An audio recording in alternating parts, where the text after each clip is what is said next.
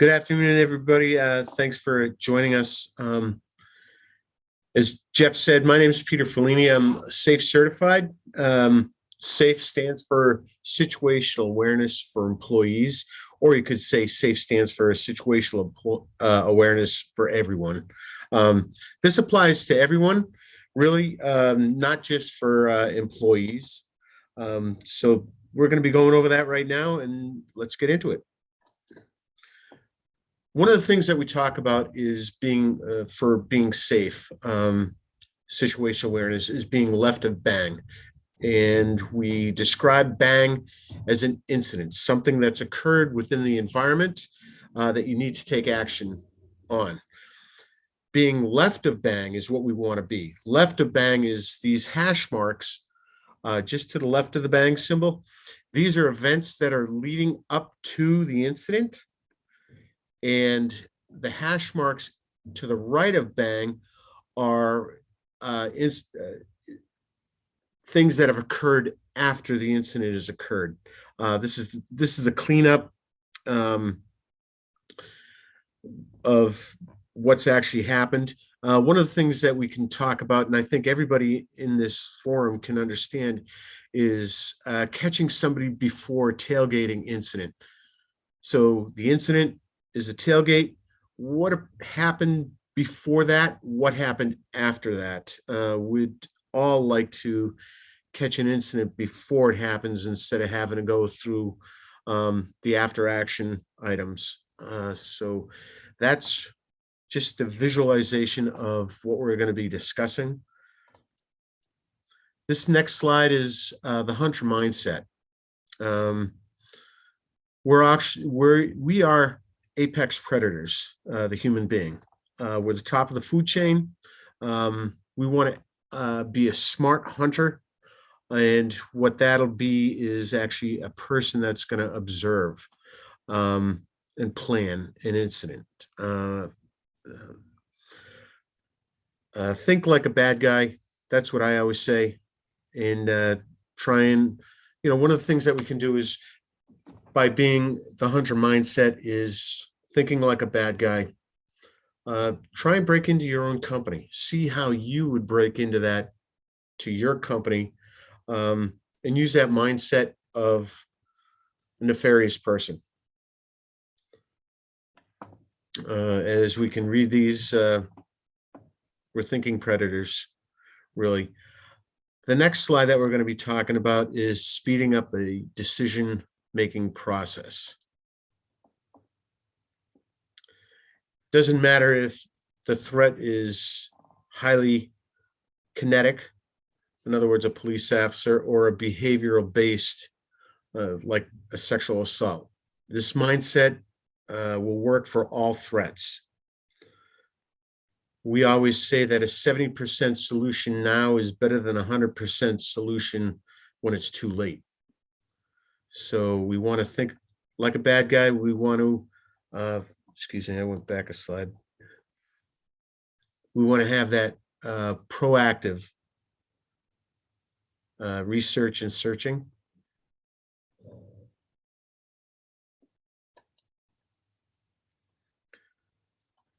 The principles, these are the principles of it. We want to create a baseline. We want to understand in our environment what's normal, what's a normal activity. And, I go back to the tailgating incident. We've got a person that's hanging out, or excuse me, we've got a smoking area. Everybody goes into the smoking area, they light up, they talk to one another, they congregate. And when it's all over, everybody puts out their cigarettes and they file back into the building. That can be seen as a baseline and, what's normal in the environment. What we want to do is we want to look for the anomalies in a situation like that. What's either above or below that baseline. Now, all of a sudden, we see a person hanging out in the smoking area.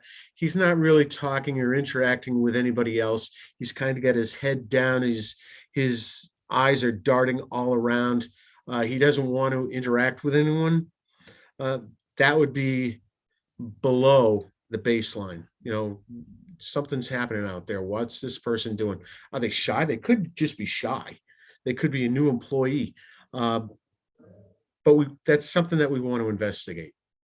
And what we want to do is we want to understand 3 anomalies first before we even come up with an action. We don't want to go more than 3. If we wait for more than 3 anomalies, an incident could occur. So let's say this person's hanging out in the smoking area. One anomaly is they're new to the environment. That's one. Number 2, they're not interacting with anybody else out there. Number 3, they're keeping their head down low. Maybe they're not even smoking. Those are 3 anomalies. Somebody might want to say, hey, how you doing? Introduce yourself. You don't have to be rude about it, but just interact with that person, find out what their motivation is, try and find that out, and just interact with the person. Nefarious people don't like to be interacted with. They like to keep on the edges and try and infiltrate. So if you come up to a person, you might introduce yourself to them, and because they've got those 3 anomalies, they might, all of a sudden leave the premise. So you've already gotten rid of something bad that could have happened in your environment. Who else creates patterns like this? Well, we know criminals, terrorists, they create patterns. We're all human. Every single human creates a pattern. Think about how you get up in the morning. You're actually probably creating a pattern. You wake up in the morning, you take a shower, you go downstairs, you start the coffee, you drink your coffee, you get in your car, you go to work. That's a pattern. And it probably happens every work day. What happens on the weekend? Again, we all create patterns. Every human being creates a pattern. But what we want to do is we want to find out, what are some of these patterns? What are some of these anomalies that aren't right in the environment? What sticks out?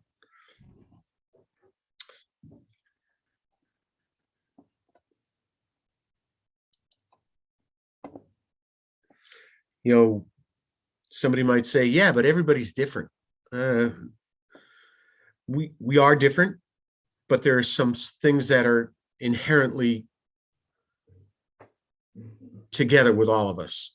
Some of these are biometrics and kinesics. And biometrics, what's the average body temperature? That's a biometric. That's something that every single human being has in common. It's roughly 98.6. The kinesics, that would be, what happens when the sun goes down in Sweden as opposed to when the sun goes down here in the United States. We all got ready to go to sleep usually, unless you have a nighttime job. So those are that's just a referral to biometrics and kinesics, that every human being is the same.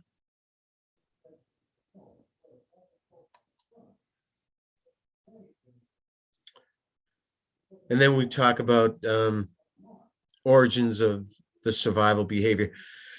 What we're doing here is we're not really going into a brain study. What I'm trying to do is just bring out that, we can understand, we can find anomalies in our environment, and we can actually stop an incident from occurring. And I'm going to go back to the old thing about, the tailgating. What's actually happening in the brain is what we're going to discuss here. Is you've got the forebrain and the midbrain. The forebrain contains the prefrontal cortex, and that part makes us all human. It gives us the ability to compare and contrast and plan ahead. It doesn't operate very well, though, under stress. And we've all probably had that, where all of a sudden the forebrain is no longer thinking. And the incident on that is, it's called, well, it's called hijacking. And I wish I could see everybody out there and not ask, how many people have ever had road rage. you know Somebody cuts you off and all of a sudden you go from, you're thinking about this, that, and the other thing. You're thinking about driving and all of a sudden you just have this moment of rage. What are you doing?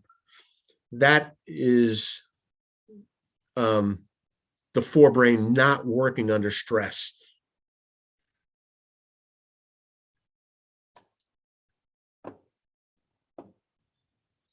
The midbrain, this is the caveman brain. And what the caveman brain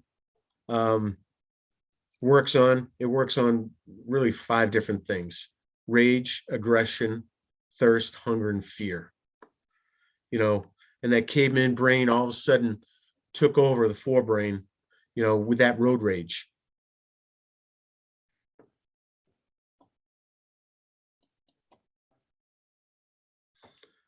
And this is another part. It's called the limbic system. Limbic system, it plays a large role in nonverbal behavior. It's reflexive and instant. It's always on. It really works on the 5 F's. It's always on. As it says right here, the limbic system only cares about the 5 things, and those are the 5 F's: feeding, forgetting, fighting, family, and fortification. And the feeding part is hunger. It always wants to keep us fed. Forgetting, that's really talks about memory. We can draw back on our memories. Fighting is an emotional response. The family is the excuse me, the reproduction and maternal instincts. And the fortification is sexual arousal.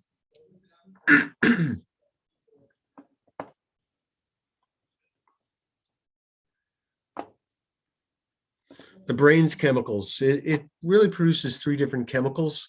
Probably produces a lot more than 3, but adrenal, cortisol, and dopamine. The adrenal, that gives us energy. It opens up the blood vessels, adds more oxygen to the blood during a fear response. Cortisol, gives us that shot of sugar. And dopamine, it actually dulls or masks pain.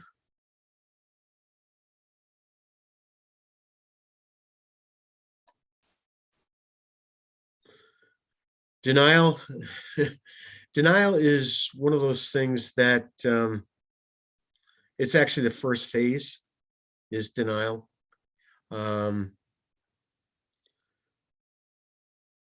It's part of the primitive brain. Tries to make order out of chaos. And we can, for instance, take a look at this during the tailgating incident. Somebody's tailgating into your company. What's the first thing that, they must have forgot their key somewhere, their key card somewhere, their badge somewhere at their desk. And that in itself is denial. We want to address this soon. We don't want to let, denial is the first phase, granted, but let's not live on denial, because denial is dangerous. And if we actually get an incident where tailgating has occurred, what's this person going to do within our company? So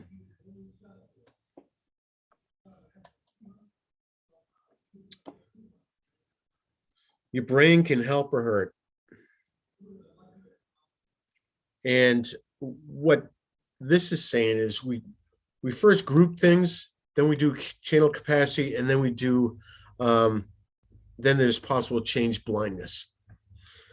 We remember things better in groups, like numbers. your phone number. If I had told you my phone number in numbers of 2, there's a lot of chatter. Your brain would stutter trying to remember the sequence of these numbers that are being handed out to them in a group of 2. And what we do is we try and channel capacity. Channel capacity is it's best during non-stressful events in 7, but in stressful events, we like to channel capacity in groups of 3. And what I mean by that is your phone number. You can remember that, you can rattle off the first 7 numbers of your phone number. But we can see this, that the channel capacity in stressful events, we like to put things in groups of 3. You actually think of things in groups of 5 plus or minus 2. So either 3, 5, or 7. The 3 would be for stressful incidents. You can think of 3 things right off the bat. Boom, stop, drop, roll, 911. So that's the channel capacity. And as far as the change blindness is when a person fails to detect a change in a scene. In other words, people often don't pick up something changing in a film of a person that's been standing in front of them. One of the things that we did a test on was they showed us a video clip where all these people were juggling balls, and in front of these people juggling balls, a guy walked past us in a gorilla suit, and it's like nobody really noticed them. You know, we were more concentrated on the people juggling the balls, and that's called channel blindness, or excuse me, change blindness. So again, we like to group things.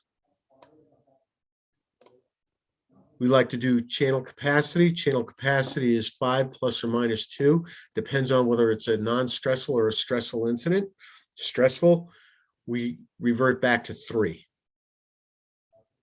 And then change blindness. You can have something going on right in front of you, and if you're concentrated on one thing, you may not even see what's going on in front of you.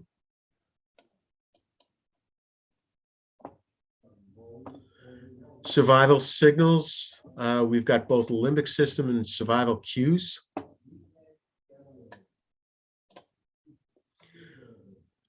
What we should do is we should learn to spot a limbic system response in others as well as ourselves. We want to pay attention for anomalies that cause a limbic response. And some of these survival cues are fear, apprehension, suspicion,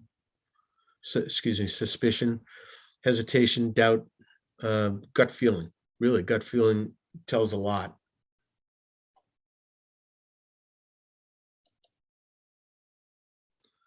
Biometrics. You can't stop these biometric responses from happening in your body. This is going to occur no matter what. And some of these biometric responses are pupil dilation.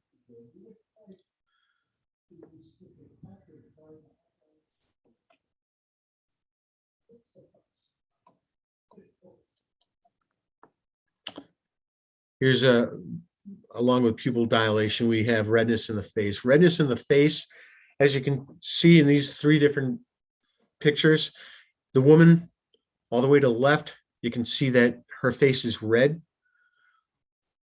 Her face is red from physical exertion. The coach in the middle, his face is red, but he's visibly angry. Over here on the right, this gentleman right here, his face is red. It could be because he's either angry or embarrassed. And what we want to do is we want to understand somebody's face is all of a sudden red. Why are they red? Did they exert themselves physically? Are they angry? Are they embarrassed? We want to understand why their face is red. If you can spot these indicators on a person who hasn't recently exerted themselves physically, like this soccer player over here, you need to start paying attention to that person. And why is their face red? What's going on with them?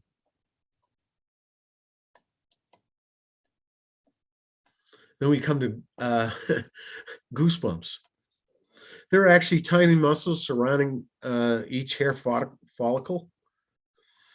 And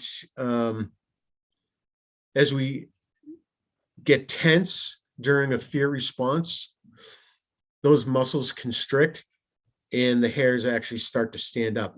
That's one of the reasons why you get goosebumps and hair stands up on your arms and stuff.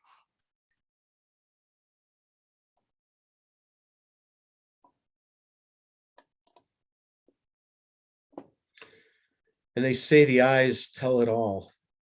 And here we can see on the right, an officer is giving a person a sobriety test. And one of the sobriety tests is they say, follow this pencil or whatever, follow my finger with your eyes only, don't move your head. These other two gentlemen are poker players. The person on the left, he's just wearing a ball cap and sunglasses. The other gentleman in the middle, you can see that he's wearing sunglasses and a hoodie.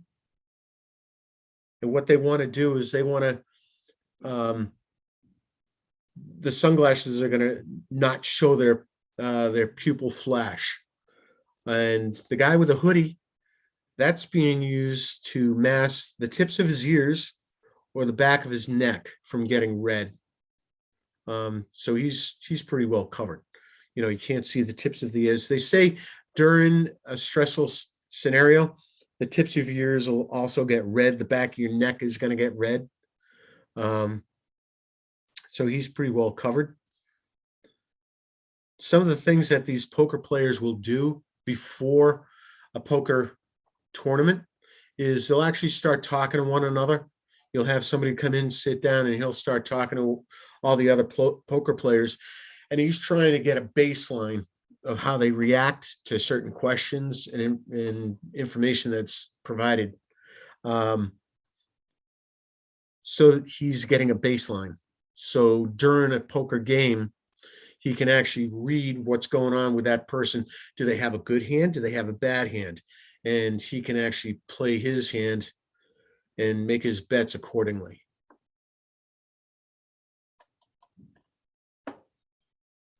The other thing with the guys wearing the glasses is pupil dilation and also blinking. The blink rate for a person, normal person, is between 15 and 20 blinks per minute. The more blinking, the more stress. But view it, understand that it's in context. The person might, if you're going to talk to somebody in a dusty situation, they may be blinking a lot more than 15 to 20 blinks per minute. But just don't say, oh, they're under stress. Understand what the scenario is first and why is there possible increased blink rate.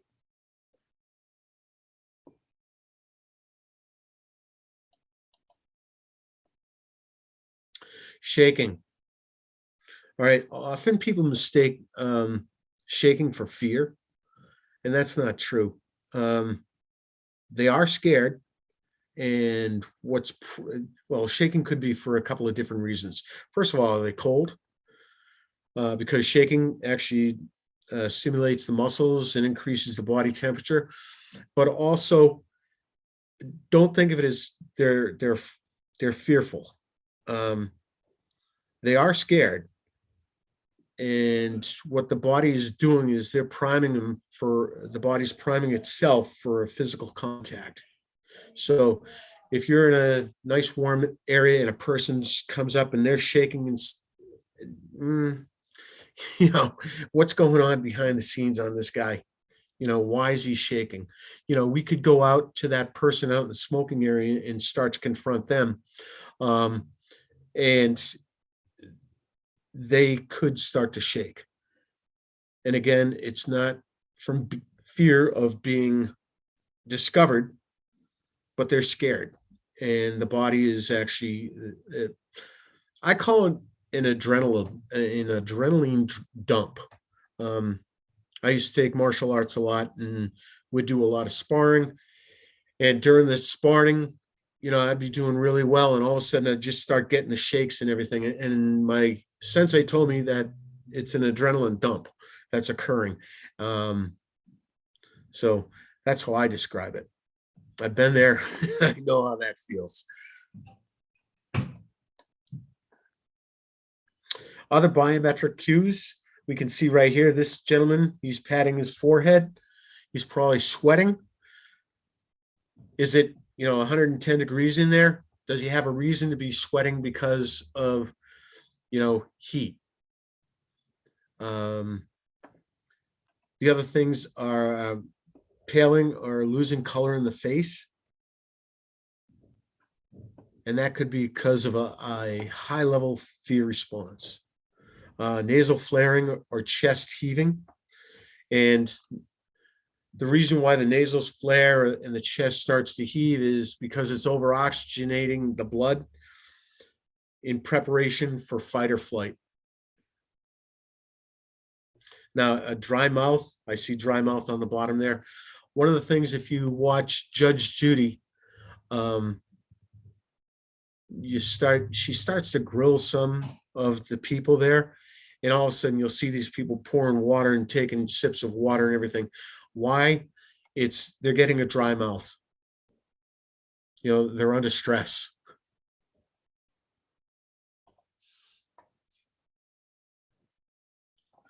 And this is KINESICS. KINESICS talks about how we communicate with each other. And everybody's always said that nonverbal communication is between 60 and 65% of all communication.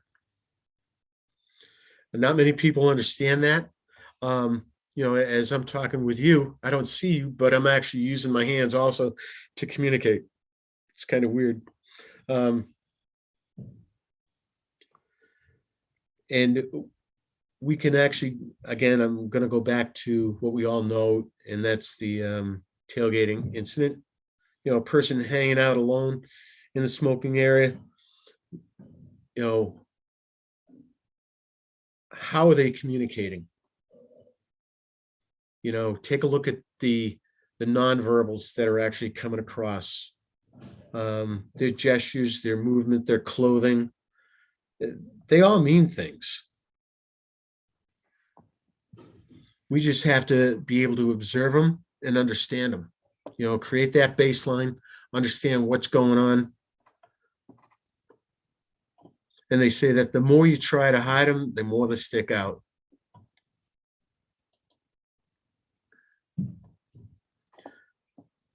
Cultures, cultural cues are important.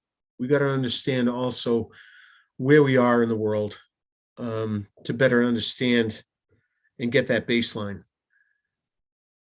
Some of these things are universal in cultures, but also some of these things are different, like space.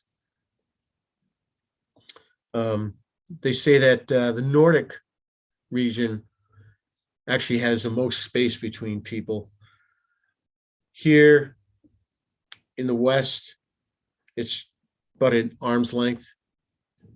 And they say over in Asia, it's a lot closer.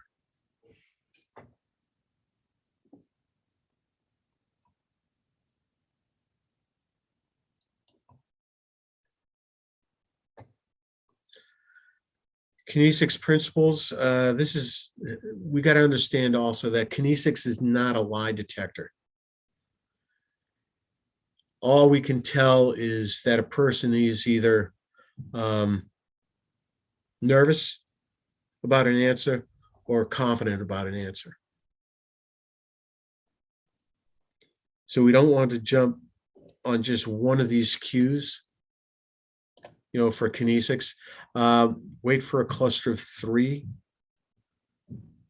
telling you that something is amiss. you know,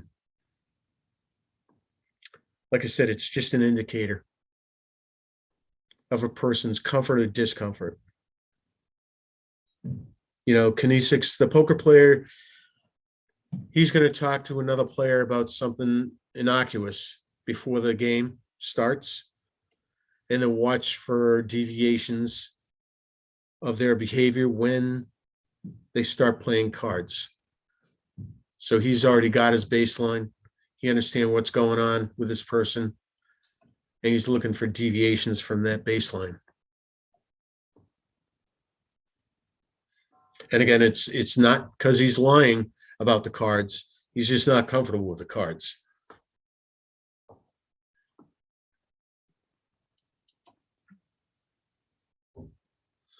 KINESIC clues, there are 4 main areas: feet and legs, hips and torsos, hands and arms, face and head. Before we start analyzing a behavior, we want to actually clear the hands. And this is what officers do during a normal interaction with somebody, is they're going to take a look at the waist and the hips, and they're going to look at the hands. They're going to first clear the hands, because what's the first thing that's going to come out is the hands. That's where a weapon is going to be, is in the hands. So they want to clear the hands first.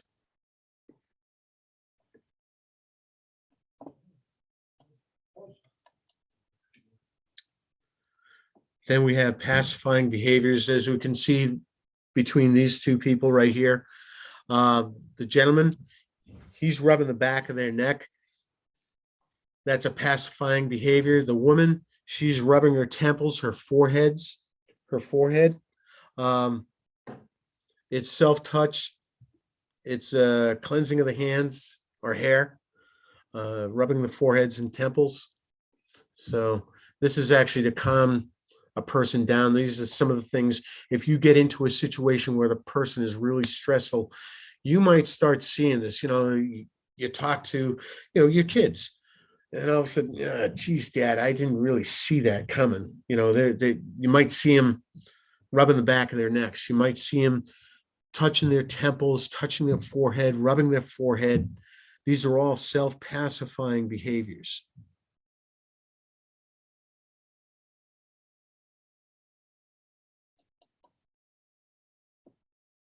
All right, here's one right here.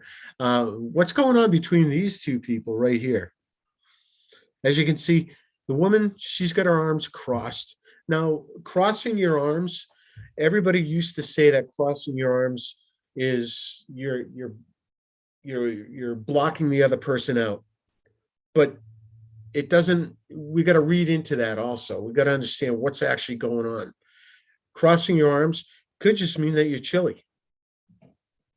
So we got to understand what's going on besides that. Why is a person crossing their arms?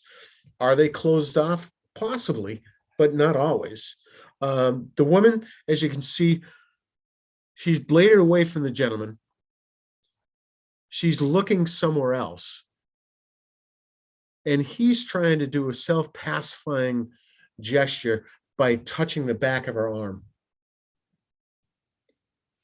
We don't know what's going on there, but everybody can have an inference of what's going on there.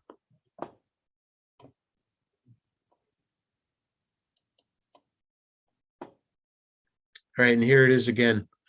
But the collective behavior, the communication, interest, disinterest, I think this woman is not interested in hearing what he has to say. The posture, as I stated, she's bladed away from him. She's not looking directly at him. And body language says a lot about what's going on in a conversation. You can tell whether a conversation is open or closed just by how the group is interacting.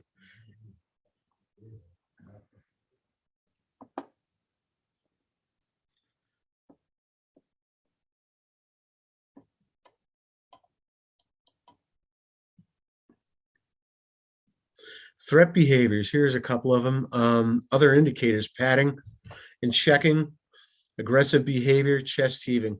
We talked about chest heaving, and this is the nostrils flaring, oxygen's being added to the bloodstream, patting or checking. This is something that I've got a couple of friends who are police officers, and they tell me that they've been in interactions with people, and somebody who's, has an LTC, a license to carry, even if they've been carrying for 10 years, some of these people just go back and just keep on patting their hip to see where that firearm is. And at that point, officers say, do you have a handgun? And you've got to answer responsibly on that one. But aggressive behavior also, let's see who the outliers are. These are all things for outliers. What's going on? Who's collecting our attention? Somebody who's patting or checking, what are they looking for? Why they keep on going to their hip? Aggressive behavior. This is somebody who's walking through a crowd very aggressively, bumping into people, hurrying through the crowd. There's always a pace that goes on within a crowd. And you can really identify the outliers in that scenario. Somebody who's got their chest heaving. This past summer, I did a escape and evasion course, and that was a 3-day course. And on the last day, we had to go from point A to point B to point C, and we're put in a crowd. And one of the things that they talked about was the aggressive behavior. Try and keep pace with other people. Don't be in a hurry. If you're in a hurry, you're going to stand out. So, that person that's standing out at the smoking area, they may not be the last one in through the door. They might be, the second or third person through that door, and in a hurry to get through.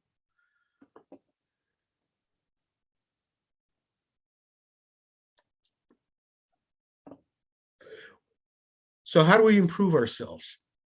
Well, what I like to do is I'll go to Starbucks and I'll bring a notepad and I'll sit down, on like a Saturday morning or stuff, and just identify people walking in,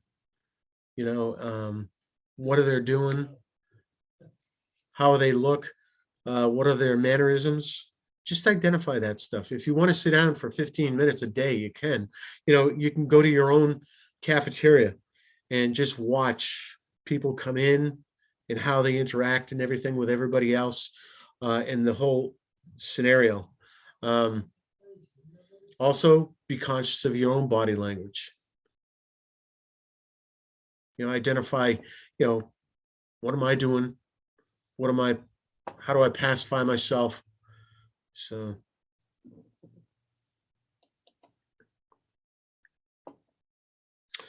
Proxemics. This can rely heavily on culture and upbringing. So make sure you're aware of your baselines. And what I talk about is the Proxemics. Like I said earlier, the Nordic people, they'd like to keep the people the farthest away. Western culture is usually arm's length away. The Middle East and Asian, generally it's very close. So before we actually start, putting these baselines out or we've got to understand the baseline, the Proxemics. Am I in, a Nordic land? Am I in, the Middle East or Asia? What's going on? Let's put it all into perspective.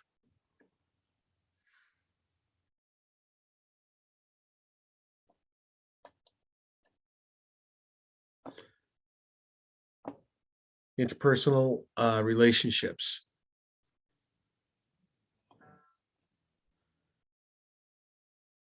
When a person's personal area is encroached on, this is called a proxemic violation. At the bottom here, proxemic violation. And it usually will follow a KINESIC sign of discomfort. It'll be followed by a KINESIC sign discomfort. One of the things that we talk about is how do we interact in a line, or in the elevator. There's certain protocols for how we interact in an elevator, on a train, or on a bus, or an airplane, or even in line at Dunkin' Donuts. We've all got that intimate space, the personal space, social, public. By learning the rules for a given setting, it's much easier to spot individuals not playing by the rules. I like to observe the line at Dunkin' Donuts. One of these things is observe the line at Dunkin' Donuts. Everybody keeps a certain space, especially nowadays with COVID. Everybody knows that. But in a line at Dunkin' Donuts, everybody knows, there's a certain protocol. You keep so much space between you and the person in front of you. But that violation that we talked about is what happens if the person 2 people up moves up. Now all of a sudden there's, a couple of spaces between the person in front of you and the person in front of them. Sometimes people get a little irate. Come on, buddy, move up. So, that would be the violation.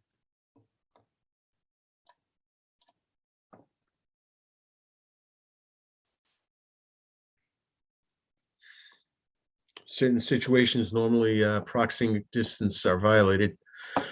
I talked about this earlier, the elevator, the airplane, the bus, the train, these proxemics, they're going to be violated.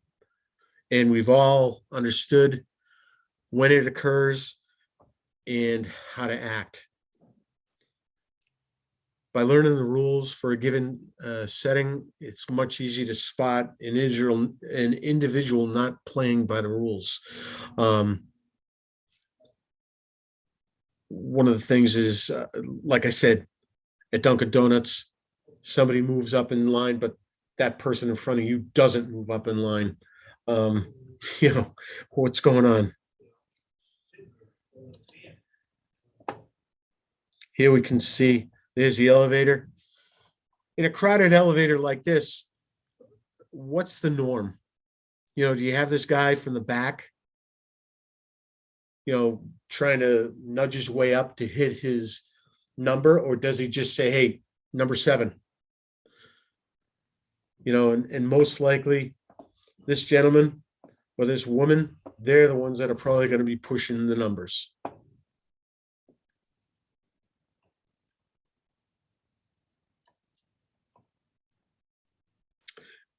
So we've got the proxemics, but during proxemics, there are a couple of different things. We have proxemic pushes and pulls. Are we pushing people away, or are we pulling them into our group? Proxemic pushes tend to be associated with a potential threatening situation, fear, safety, threat, distrust. Whereas a proxemic pull tends to be associated with a non-threatening situation.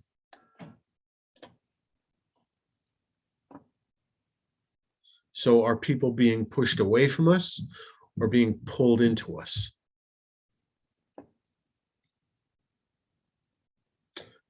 For the proxemic push and pull, if we go back to the marathon bombing, as soon as those bombs came off, that went off, that was a proxemic push. Everybody's getting away from there. Their first responders were running towards it, but everybody else was running away from it. Santa Claus showing up, that's a proxemic pull. All the kids want to get in and see Santa Claus, the Easter Bunny, whoever. That's a proxemic pull. We see Tiger Woods show up at our golf course. That's a proxemic pull.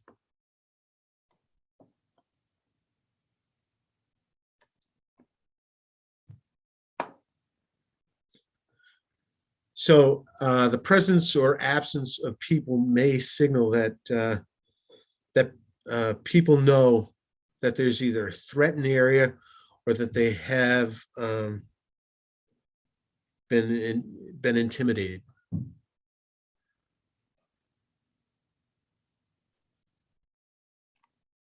You know, dealing with Leo, law enforcement officers. Law enforcement officers can either be a proxemic push or pull.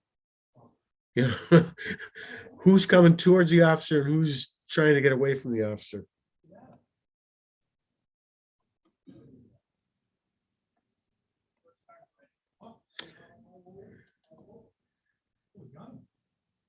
And we talk about being a made man. We've all heard probably this cliche. Oh, he's a made man. Well, made man, that's the key indicator. Being a made man, that's a person who people levitate towards, and you can tell who the made person is in a group by a couple of these things: mimicry, adoration, direction, entourage. So if we understand what a made person is, who a made person is, we can interact with that person. We know who we're going to. We're not interacting with somebody on the outside. We can go right to that person. And we can try and get our point across to that person and work with that person. So this is a great thing right here. Identifying who a made person is. And, you know, mimicry. When one individual takes on the attributes of another individual, you know, by mirroring or matching their characteristics, that's mimicry. Adoration, the outward sign of affection towards an individual by other individuals or groups. Direction, the leader of the group, who's giving the directions, you know. And it's not, we don't want to say that, you know, this person is giving the directions. He might be number two, the person who's actually giving the directions, but who's giving the directions to him? There could be somebody else, and that's what we have to understand is, you know, who's giving the directions to this guy that's giving the directions to everybody else. And an entourage. When an individual is accompanied by at least one or more people who show subordination or submissive behavior to that person, that would be the entourage.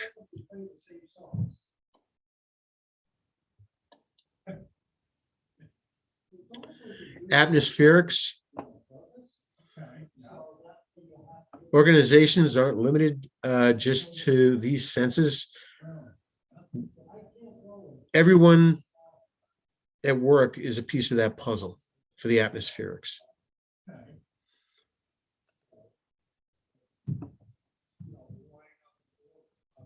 Indicators come from all domains. Individuals use 5 basic senses. So what this is really saying is we're all responsible for the operation of a company. You know, we can have the best firewalls, intrusion detection, all that, but it's the individuals that make up that company that are the biggest security. You know, everybody's heard the cliche, see something, say something. You know, you get a phishing email, you report it. Don't open it, report it.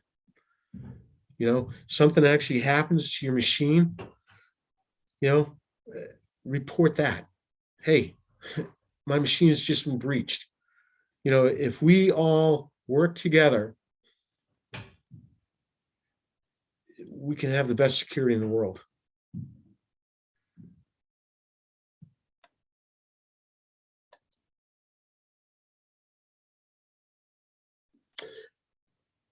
Another part of atmospherics, it differs from culture to culture.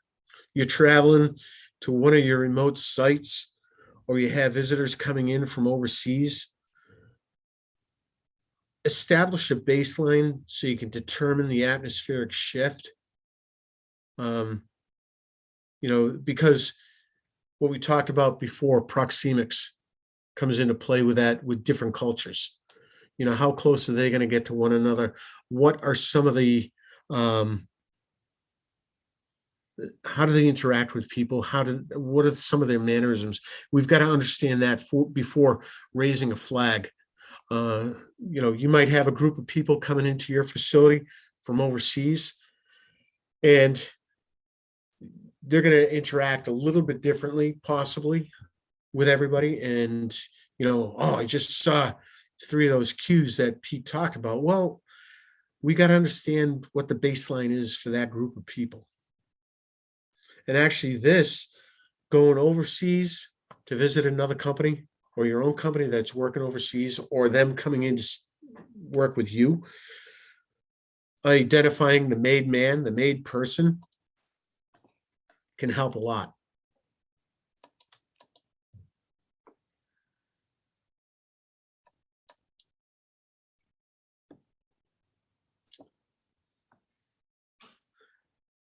What atmospherics can tell you: the collective feeling toward a subject, event, a person, a group, whether there's trust or distrust, fear.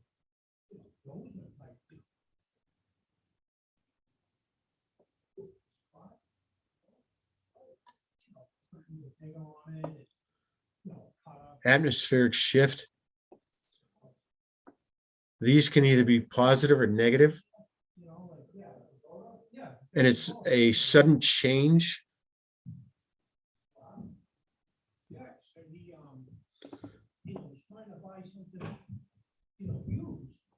Positive would be people moving into an area.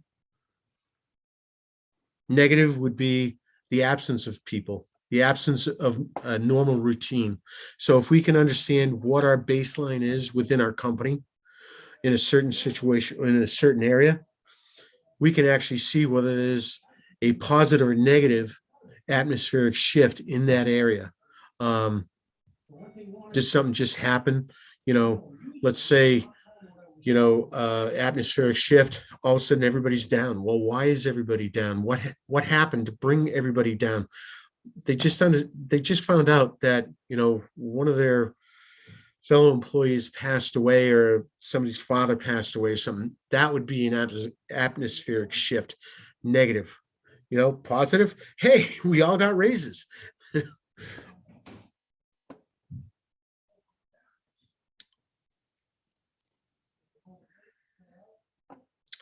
So on atmospheric summary, again, it's back to the guy hanging out in the smoking area. We can ask these questions on atmospherics. How does he look, feel, smell? We don't want to taste them. But how's he acting? Is he interacting with other people? Or is he alone or off by himself, trying to not be recognized and trying to stay away from any interaction with other people? Is it different from yesterday? This guy's been out there for 3 days in a row. He just might be a loner.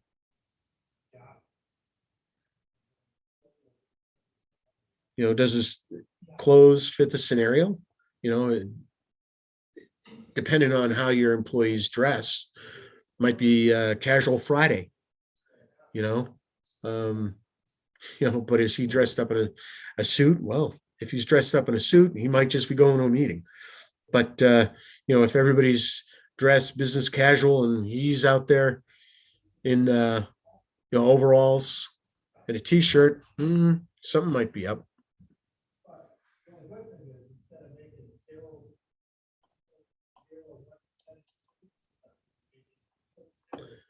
Then we come to environmental factors. Graffiti, cleanliness, every area has a baseline. We got to understand what the baseline is for that area. Let's say we're driving down in a town and we got lost. You go down an alley and it's you've got gang tags all over the place and broken windows. Those are environmental factors. Do you really want to proceed down that route?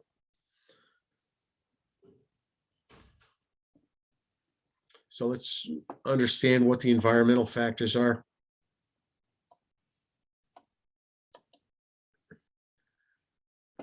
What we're actually trying to do here is, during this whole conversation, is we're trying to speed up our decision-making process. We want to take tactical shortcuts. It helps us head off that tailgater before something happens. If it doesn't look right, it doesn't cost anything to question. That's what we really want to get into, is if it doesn't look right, it doesn't cost anything to question. Again, speeding up decision-making.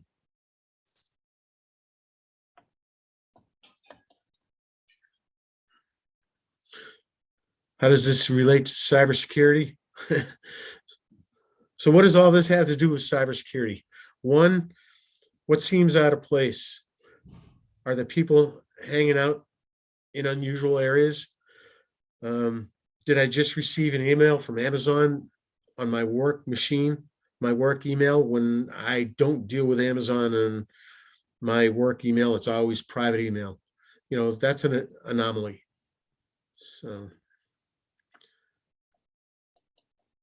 and what we're trying to do really is just push that goalpost, get a little bit closer to that goalpost. And if we can use situational awareness to just get there 1% more, we're doing great. So I hope everybody enjoyed this. Thank you for attending.